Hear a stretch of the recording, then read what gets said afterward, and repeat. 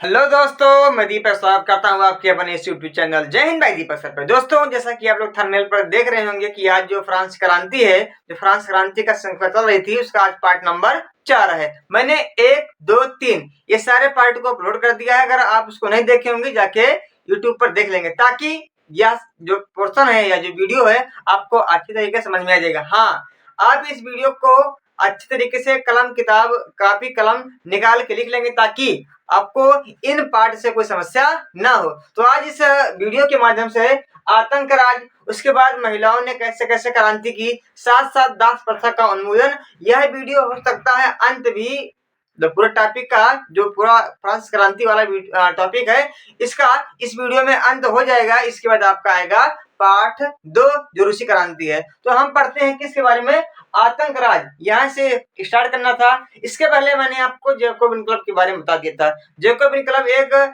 छोटे लोगों का, श्रमिक लोगों का, मजदूरों का, नौकरों का एक के समूह हुआ करता था। उन समूहों के माध्यम से जो मैक्सिमिलियन रोबेस्पियर उस नेता था, उस नेता इन कल्बों के माध्यम से, इन मजदूरों के माध्यम से वहां की जो शासन व्यवस्था थी उसको खत्म करना चाहता था, और अंत में वहां पे गणतंत्र आया, राजा को फांसी भी हो गई। तो अब जो सारी व्यवस्था है खत्म हो गई, और खत्म होने के बाद अब क्या आया है, आतंक राज, यानी कि 1793 से 1794, यानी कि ये 2 साल था, ये आतंक युग यानी कि आतंक राज था। इस आतंक राज में किसका शासन हुआ करता था, तो मैं आपको बता दूं, इसमें शासन हुआ करता था मैक्सिमिलियन रोबेस्पियर का। मैक्सिमिलियन रोबेस्पियर कौन था, तो वही था जो जैकोब इनकलाब का निर्माण करता या फिर एक नेता हुआ करता था। यानी कि वह बहुत ही अपनी उसूल का पक्का था एकदम।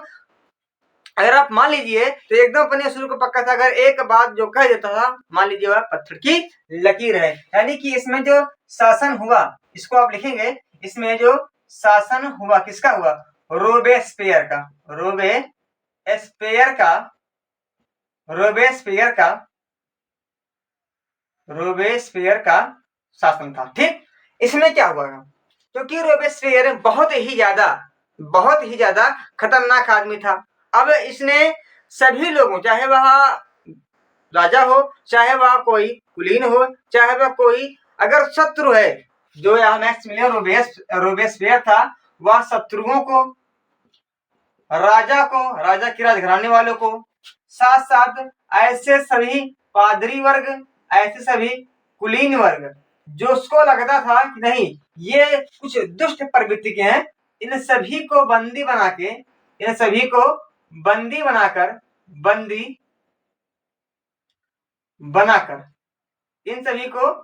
बनाकर इनके ऊपर मुकदमा चलवाया करता था।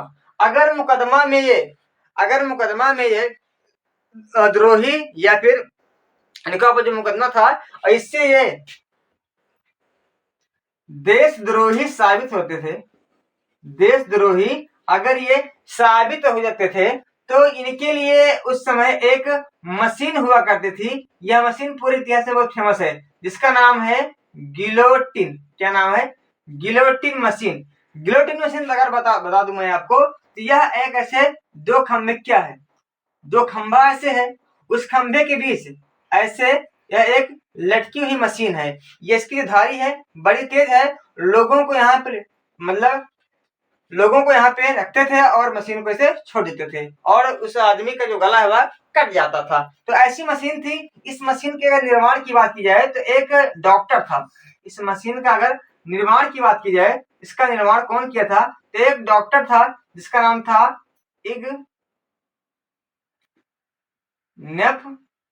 इग्नेफ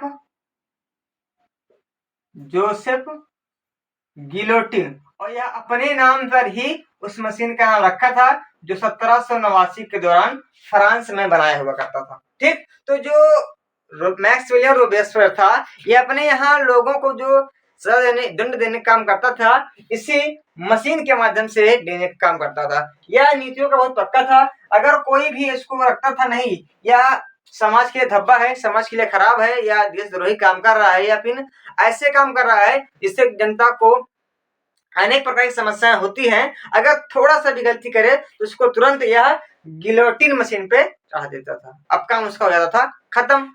तो अंत में इन्होंने अपने बहुत सारे ऐसे नियमों को लागू किया, जिसे कहा जाता है रोबेस्पियर का रोबेस्पियर का रोबेस्पियर का कठोर शासन उसे कहा जाता है। तो इसके एक नहीं 3, 4, 5, 6, 7 ऐसे थे जो इसके नियम कानून थे। पहली बार इसने बताया था कि जो अनाज है उस अनाज के मूल्य को आप एकदम फिक्स कर देंगे। यानी कि पहली बार इसने बताया था कि जो अनाज है अनाज के मूल्य को फिक्स कर दो, ठीक, ताकि कोई भी ऐसा आम नागरिक हो, आम आदमी हो, उसको कोई समस्या ना हो। वह अपना सामान चाहे 10 रुपए है, चाहे 50 रुपए है, चाहे 100 रुपए है, उसको आप क्या कर देंगे, एक फिक्स कर देंगे, एक निर्धारित कर देंगे जिससे समस्या न हो। तो पहला इसका कानून था, क्योंकि उसके पहले अगर कोई चाहता था तो 1 किलो चीनी 10 रुपए में, कोई चाहता था 1 किलो चीनी 20 रुपए में, और कोई तो 1 किलो चीनी 50 रुपए में भी बेचा करता था। लेकिन मैक्सिमिलियन रोबेस्पियर ने कहा भैया हमारे शासनकाल में एक वस्तु का एक निर्धारित मूल्य होगा, चाहे जहां खरीदे उसको एक ही रेट पे मिलेगा। अगर कोई ऐसा नहीं करेगा, यानी कि उस सामान को हमारे फिक्स किए गए मूल्य पर अगर नहीं बेचता है तो इसको तुरंत हम गिलोटिन मशीन पे चढ़वा के उसका काम तमाम कर देंगे। पहली बात। दूसरी बात कहा जो किसान भाई है, ये किसान अपना अनाज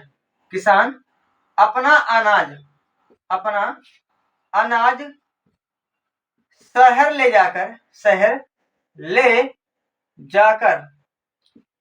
जाकर निर्धारित किए गए मूल्य पर बेचेंगे। अच्छा, किसानों के लिए भी यह सिस्टम बना दिया। यानी किसान जो गांव में 1 किलो 2 किलो 4 किलो ऐसा बेचा करते थे, तो ऐसा नहीं होगा। अगर उनको सामान अपना बेचना है, उनको अपना अनाज, धान, गेहूं, चना, मटर, सरसों अगर कुछ भी बेचना है तो शहर जाए, उसको लाद के शहर में ले जाने के बाद उसे वहां पे बेचे। इसका भी वहां एकदम फिक्स कर दिया। तीसरी बात कहा कि जो समता की रोटी है, अब समता की रोटी का मतलब क्या है? समता की रोटी का मतलब एक समान रोटी, जिसे कहते हैं पाव रोटी सभी को खाना नहीं होगा, क्योंकि इस पाव रोटी के बदले अगर देखा जाए, पाव रोटी जो मुख्यतः वहां गरीब लोग थे वही खाया करते थे, बाकी जो अमीर थे वे केक को खाया करते थे। तो कहा कि भैया समता की रोटी सभी खाना अनिवार्य है, और साथ साथ इन्हें क्या कर दिया, सफेद आटे पर क्या कर दिया, सफेद आटे पर प्रतिबंध कर दिया। यानी कि ये कुछ अच्छा काम कर रहा है, कुछ बुरा भी काम कर रहा है। भाई ये अच्छा होगा तो कन्फर्म है गड़बड़ होगा, ठीक। चर्च को उसने क्या किया, चर्च को तोड़कर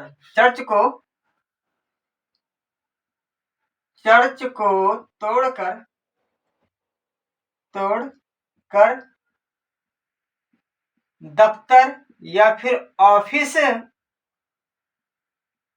बनवाया, ठीक। यानी कि देखा जाए तो ये बहुत अच्छा काम तो नहीं कर रहा था, लेकिन उस समय उस स्थिति के हिसाब से वह काम अच्छा ही था, क्योंकि वह जो मैक्सिमिलियन रोबेस्पियर था वह चाहता था कि जो वहाँ के राजा हैं, कुलीन है, जो उनका बोलबाला है वह ना हो, सभी लोगों को एक समान अधिकार मिले, सभी का मतलब एक सिस्टम से वह काम कर रहा था। तो एक अंश और था, वह उसमें एक साधारण यानी कि आचार व्यवहार लागू किया था। क्या किया था? समान आचार व्यवहार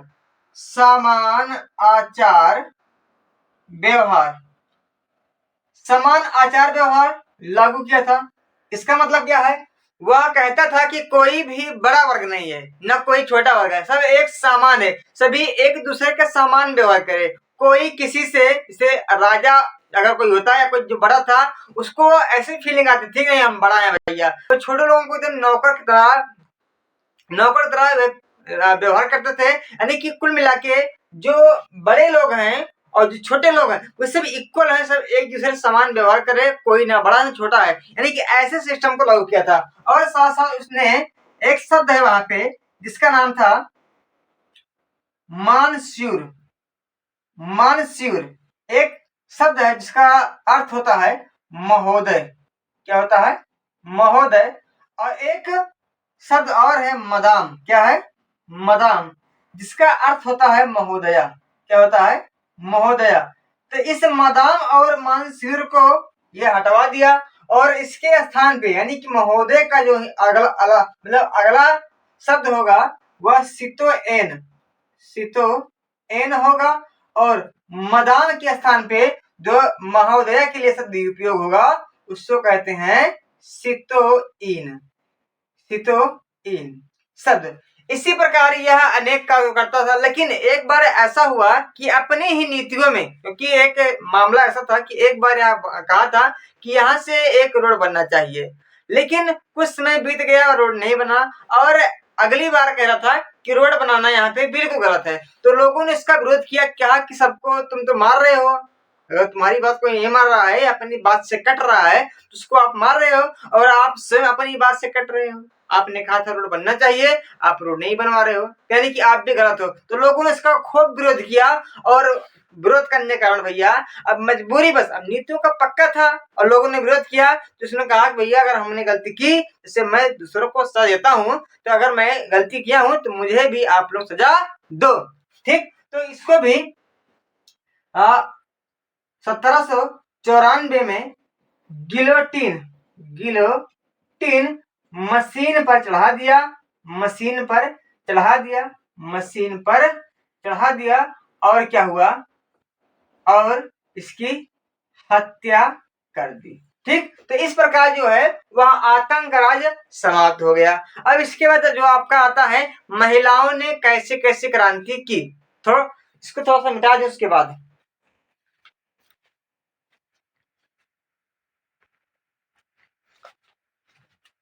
अब हम बात करते हैं महिलाओं की स्थिति। फ्रांस में महिलाओं की स्थिति कैसे थी? तो महिलाओं की जो स्थिति थी बहुत ही दयनीय थी, बहुत ही खराब थी, बहुत नाजुक थी, क्योंकि महिलाओं को उस समय निष्क्रिय नागरिक का दर्जा दिया गया था। तो महिलाएं इससे दुखी हुई थी। साथ साथ महिलाओं को अगर बात की जाए तो यहाँ के जो महिलाएं थी फ्रांसीसी क्रांति में, यानी फ्रांस में जो महिलाएं थी इनके साथ बहुत अच्छा व्यवहार नहीं हो पा रहा था।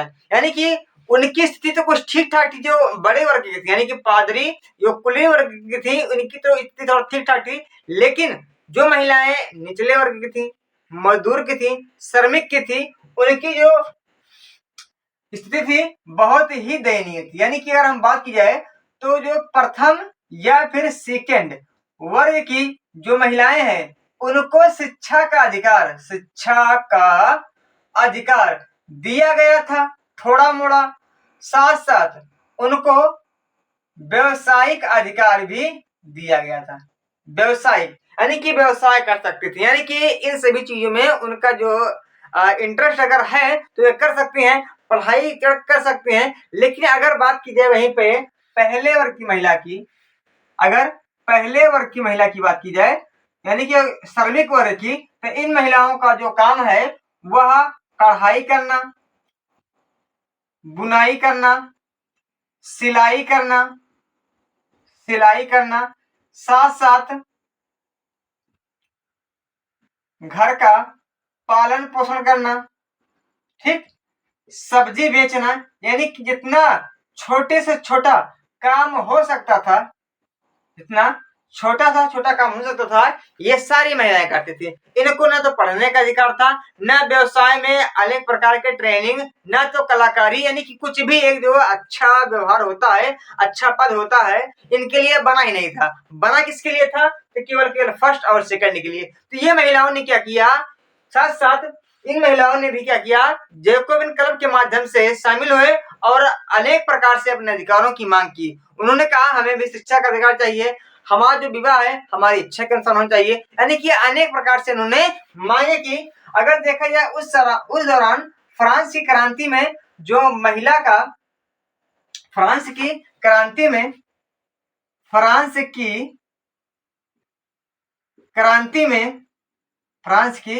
क्रांति में उस समय 60 क्लब महिलाओं की निकल के आए थे, यानी कि 60 क्लब खाली महिला ही बनाई थी। लेकिन उसमें से जो सबसे फेमस था, सबसे प्रसिद्ध था, उसका नाम भैया बहुत बड़ा है, द सोसाइटी। आप समझेंगे, कहा लिखें, यहाँ पे लिख रहा हूं, the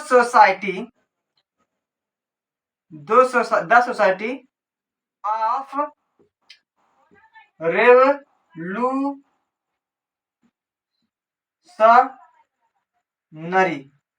revolutionary and Republican women.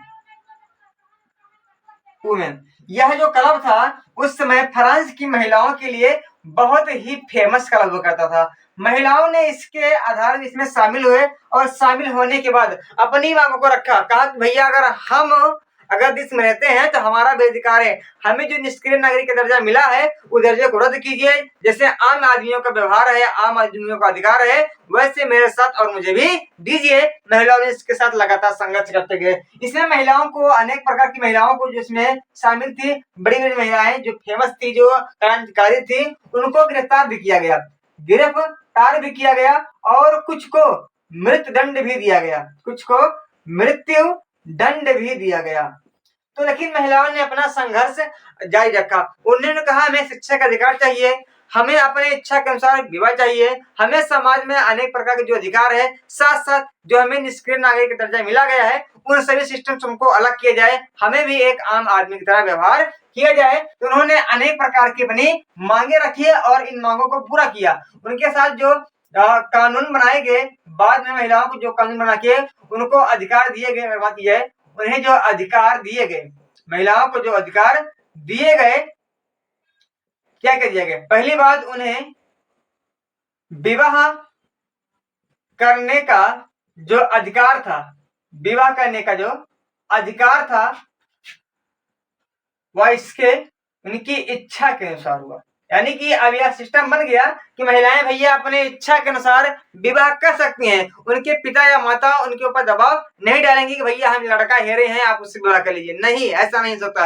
वहां की महिलाएं अपनी इच्छा के अनुसार, अपने पसंद के अनुसार किसी भी व्यक्ति से शादी या विवाह कर सकती थी। उनको कोई रोक नहीं सकता था। यह नियम कानून बन के उनके समक्ष आ गया संघर्ष करने के बाद। दूसरी बात क्या किया गया? दूसरी बात, अगर वह लड़का उसको अच्छा नहीं लगा तो लड़का अच्छा, अगर जब विवाह होता था, विवाह के लिए एक स्वैच्छिक अनुबंध यानी कि इच्छा के अनुसार स्वैच्छिक अनुबंध पंजीकरण कराया जाता था। यानी कि अगर जब दोनों स्त्री पुरुष विवाह कर रहे हैं तो उसके विवाह के लिए एक बड़ा सा ब्यौरा आ जाएगा। उस ब्यौरा पर पिता, माता, भाई, बहन, कुछ नातेदार उस पर क्या करेंगे? साइन करेंगे। साथ लड़की के भी माता पिता, उनके कुछ भाई बहन, भौजी, सभी लोग क्या करेंगे? इस पे साइन करेंगे। और अंत में अगर मामला तब भी नहीं जमा, अगर मामला विवाह के बाद भी नहीं जमा, तो महिला अपनी इच्छा के अनुसार तलाक भी ले सकती है। ऐसा भी अधिकार आ गया। और साथ साथ में शिक्षा का भी अधिकार मिला। और साथ साथ उन्हें जो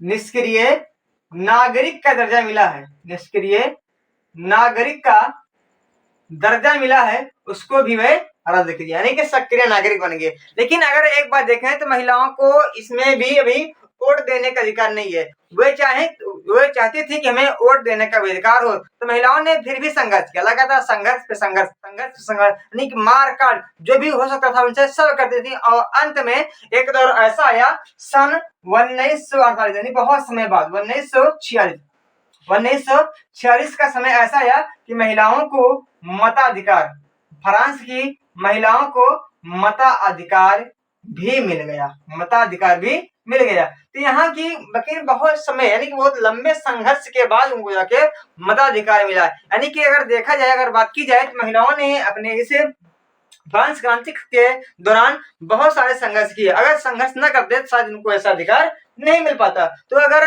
कोई भी व्यक्ति होता, अगर बिना संघर्ष के अगर कुछ भी हासिल करना चाहता है तो बड़ा ही मुश्किल है। उसको किसी भी चीज को हासिल करने के लिए संघर्ष तो करना जरूरी है। अगर संघर्ष नहीं करेगा तो वह किसी भी चीज को प्राप्त नहीं कर पाएगा। जैसे आम लोग ना ही दास प्रथा का उन्मूलन कहलाता है। क्योंकि अगर जो बात की जाए यूरोप की, तो यूरोप के जो जितने भी देश थे, चाहे फ्रांस, चाहे ब्रिटेन, चाहे पुर्तगाल, चाहे वहां के जो इटली है, जर्मनी है, वे हर एक देश किसी न किसी देश के ऊपर अपने शासन को करते थे। और वहां के लोगों को अगर लगता था कि नहीं ये काम करने योग्य हैं, तो उनको अपने यहाँ लाते थे, उनसे गेहूं, चावल, गन्ने, तंबाकू, कॉफी, चाय इत्यादि की खेती कराते थे। यानी कि अगर बात की जाए तो दासों को बनाने की जो प्रक्रिया शुरू हुई वह यूरोप ने शुरू किया। दास को बनाने की जो प्रक्रिया, दासों को रखने की, गुलामों को रखने की जो प्रक्रिया है, वह किसने शुरू किया? यूरोप ने। यह मुख्यतः अफ्रीका से, मुख्यतः एशिया और अफ्रीका से दासों को लाते थे, दासों को लाते थे और लाने के बाद उनसे अपने यहाँ चाय, कॉफी, गन्ना, गेहूं, उसके बाद तंबाकू, यानी जितना भी खेती वे करवा सकते थे उन सभी से ये सारी चीजें करवाते थे। और अंत में उनको खाने के लिए खाली भर पेट भोजन की अगर बात करी जाए तो भर पेट भोजन भी उनको नहीं देते थे। खाली क्या करते थे? खाली उनसे अधिक मात्रा में काम ही कराते थे और वेतन तो बिल्कुल देते ही नहीं थे। यानी कि दास मतलब क्या? गुलाम। गुलाम मतलब उनके अधीन आप काम करेंगे, बस खाली बदले में आप खाना दें ताकि आप काम कर सके, पैसा से कुछ भी नहीं होगा। ठीक, तो ऐसा था कि मुख्यतः अगर फ्रांस की बात करें, फ्रांस क्या है? यूरोप का एक देश है। तो फ्रांस में भी क्या हुआ? फ्रांस में भी जो दास बुलाने की प्रक्रिया है शुरू हुई। मुख्यतः फ्रांस का एक बंदरगाह है जिसका नाम है बोर्दे बंदरगाह। क्या नाम है? बोर्दे, या फिर आप कहीं पर देखे होंगे नानते। तो बोर्ते या नानते बंदरगाह से, बोर्ते या नानते बंदरगाह से मुख्यतः जो फ्रांस वाले थे ये जाते थे कहाँ पे? अफ्रीका में। कहा जाते थे? अफ्रीका में। और वहां से निग्रो नामक जनजाति को लाते थे गुलाम बना के, गुलाम बना के। अच्छा, गुलाम को कौन देता था? ऐसा नहीं तुरंत वहां जाए तुरंत मिल जाए। तो अफ्रीका में भी क्या हुआ? अफ्रीका में जो सरदार थे, सरदार गुलामों को हेटे थे, यानी कि वे गुलामों को ढूंढते थे कि कैसा है। यानी कि अगर बुढ़ा चाहिए या फिर नौयुवक चाहिए या लड़का चाहिए, तो इनके लिए जो वहां के सरदार थे, कहाँ के? अफ्रीका के, तो सरदार सभी गुलामों को एकत्र करते थे और अफ्रीका या फिर फ्रांस का जो व्यक्ति इनको लेना चाहता था वह अफ्रीका जाता था और वहां से सरदारों से मिलने के बाद गुलाम को देता था। इस प्रकार फ्रांस और अफ्रीका, फ्रांस और अफ्रीका से जो यहाँ गुलामों की व्यापार था, गुलामों का व्यापार था, इसे त्रिकोणीय दास व्यापार के नाम से लोग करते थे। यानी कि दासों का व्यापार करना त्रिकोणीय दास व्यापार कहता था। लेकिन जब क्रांति हुई, क्रांति के बाद सभी को लगने लगा कि नहीं, गुलाम जो हैं, जो दास हैं, उनका भी अपना क्या है? एक व्यक्तिगत अधिकार है, उनको भी एक मौलिक अधिकार, उनको भी अपना आजादी का अधिकार, जीवन का अधिकार है, तो उसको आप दीजिए। अगर ऐसा नहीं करेंगे तो उनका जो जीवन है अस्त व्यस्त होगा। क्योंकि अगर देखा जाए तो जो जैकोबिन क्लब था वह इन्हीं छोटे छोटे लोगों का क्या एक संगठन हुआ करता था। तो ये लोग भी क्या किए? ये लोग भी अधिक मात्रा में संघर्ष किए और संघर्ष करने के बाद सन आया 1792 और 1792 में क्या हुआ? नेशनल असेंबली ने क्या बनाया? दास मुक्ति एक कानून, दास मुक्ति और कानून बनाया। और इस कानून के माध्यम से इस निग्रो जो अफ्रीका की एक जनजात थी, इसी को लोगों को ये लोग गुलाम बनाए थे, इसको क्या कर दिया? इसको मुक्त कर दिया। यानी कि धीरे धीरे जो व्यवस्था है वह सारी व्यवस्था क्या हो गई? समाप्त हो गई। और अंत में जो एक और मामला आता है सेंसरशिप का। क्या आता है? सेंसरशिप मामला आता है, सेंसरशिप का मामला आता है, सेंसरशिप का।